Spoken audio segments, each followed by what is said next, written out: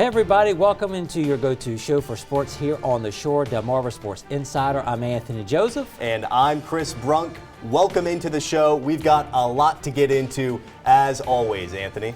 Let's go over what we have in store for you tonight. We have a recap of this week in high school basketball, the showdown between Seaford and Woodbridge, and we're also going racing. And be sure to stick around to hear from Ravens players in the locker room ahead of their business trip to Buffalo. And of course, we will have our WMDT Athlete of the Week later on in the show.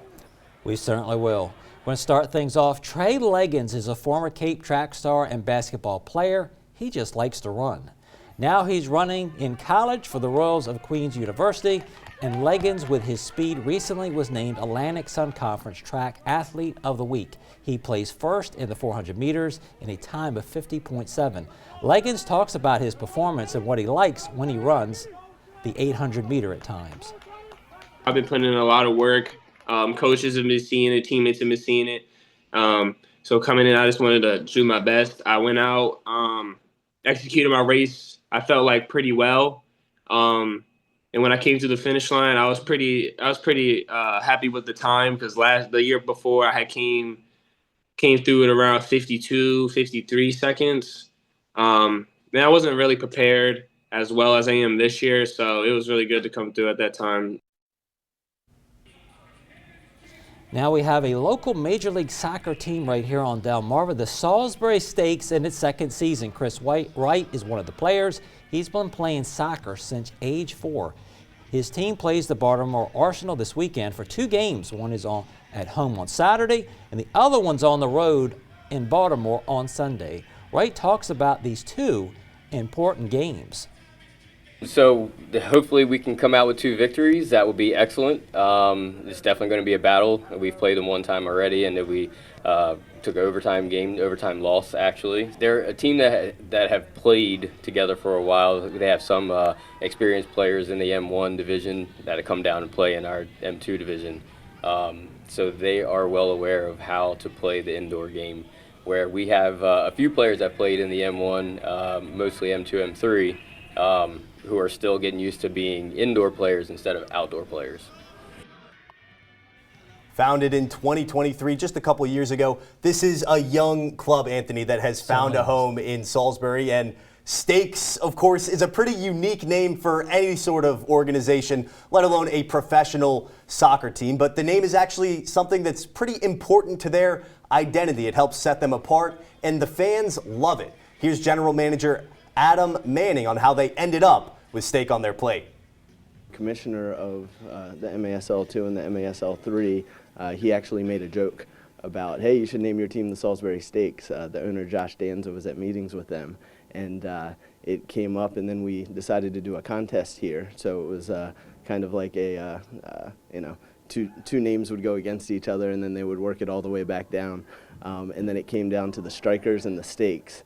And so instead of just having a whole bunch of people online, voting for something, they had to buy a T-shirt, and they either bought a Stakes T-shirt or they bought a Strikers T-shirt.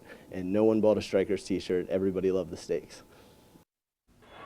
Everybody just likes a steak. Seaford took on the Woodbridge Raiders at home in high school action. The game was intense right from the beginning, but a pass right there stolen by Mickey Matthews. You see that slam dunk? I love a good dunk.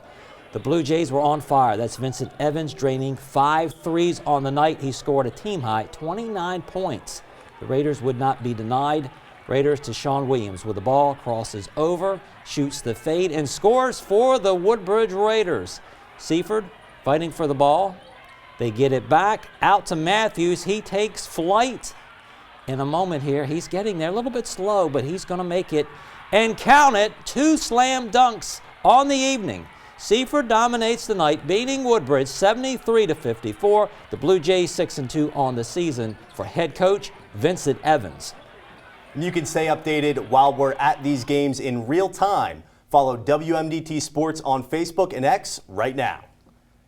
And this week in girls basketball, we had the crosstown rivalry. Parkside taking on Y-High for the Rams. Kayla Hitchens using the backboard for the bucket on that one right there. Fast break for the Tribe here. It's Trinity Purnell finishing the play plus the foul. She had 15 points on the game, did Purnell. Tribe were getting up and down the court all night. Y-High inbound off the baseline. Selah Foreman, quick jumper, and she drains it. Foreman led all scorers with 27 for the Tribe. Y-High goes on to beat Parkside 55-42.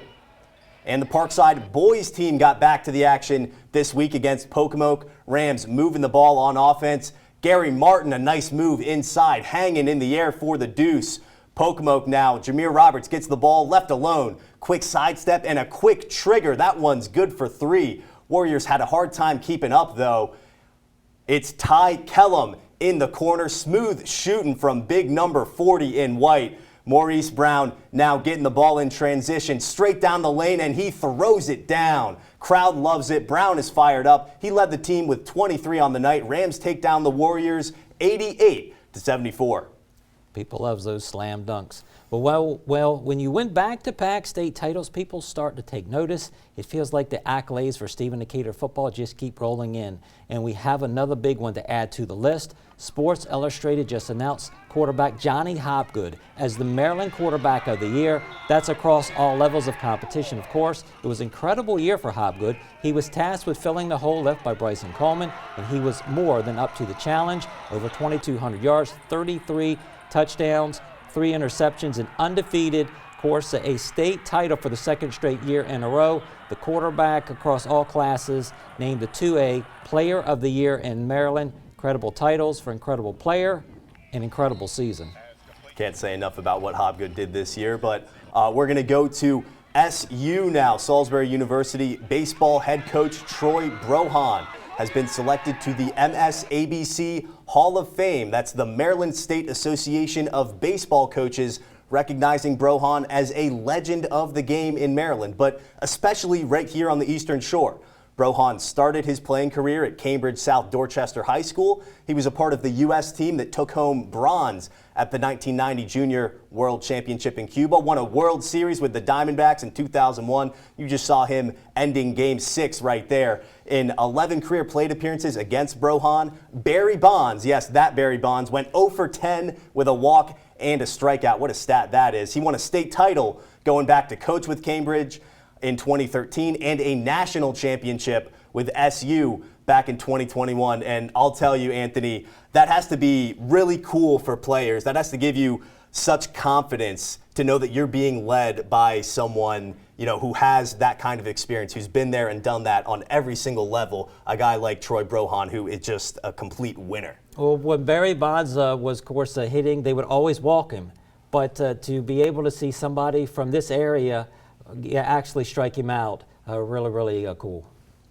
We're calling our first time out, but when we return, we're going to take you inside the Ravens locker room. I was there yesterday as they prepare to take on the Buffalo Bills. That and more when Delmarva Sports Insider returns. This is College Schoolfield, free safety and running back at Delmar High School, and you're watching Delmarva Sports Insider.